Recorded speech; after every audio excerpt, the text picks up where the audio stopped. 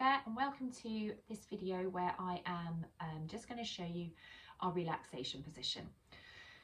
So relaxation position is our starting position for when we're on the mat.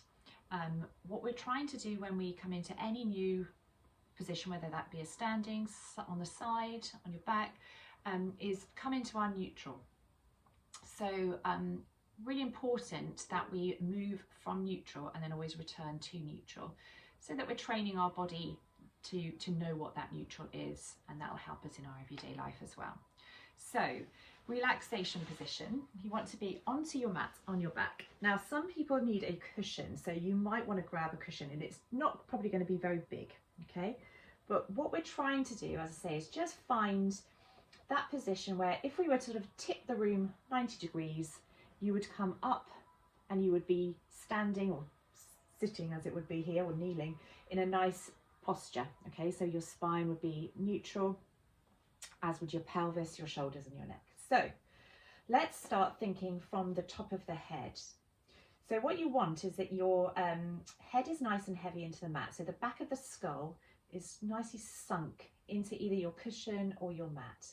You've got that curve underneath the neck. That's a natural curve, and you've also got the same in your lower back. So those curves want to be maintained. We don't want to change that. And then we're going to think about the shoulders. So the shoulders, you want them to feel nice and wide. And while we're not actively pressing them down, we don't want to be rolling them forward. So they're just open and relaxed. Arms are down by your side. And then we're going to think about our rib cage here. So some of us are quite flared in the ribs. Nothing wrong with that at all. It's just sometimes what happens with life. But what we're going to try and do in our relaxation position and through our Pilates is just see if we can soften that and just allow the rib cage to soften, and that distance between the rib cage and your hips just reduces somewhat, and that just allows that mid back, the feel of the rib cage, to be nice and heavy into the mat.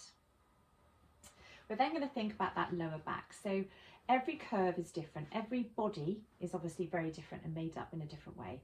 So how much of a curve you have in your lower back is personal to you. But there is one. So some people will be able to put a whole hand under, some people might just be able to put fingertips under, but just notice that you've got that there.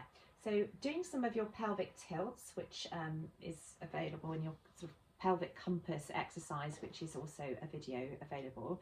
You could do a few little rocks here to find that neutral, allowing that lower back to have that space, little pocket of air.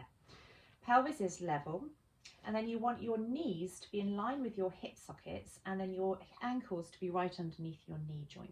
Okay, so your feet are nice and heavy into the mat, and you want to have a sense that both feet are evenly taking the weight, only through the heels, but also the big toe and the little toe. Okay, so once you're there, you're going to have your arms just nice down by your side, and then we're ready to go. So hopefully that's given you a little step-by-step guide as to how to get into your relaxation position, because it's a very good and very useful starting position in Pilates. Enjoy.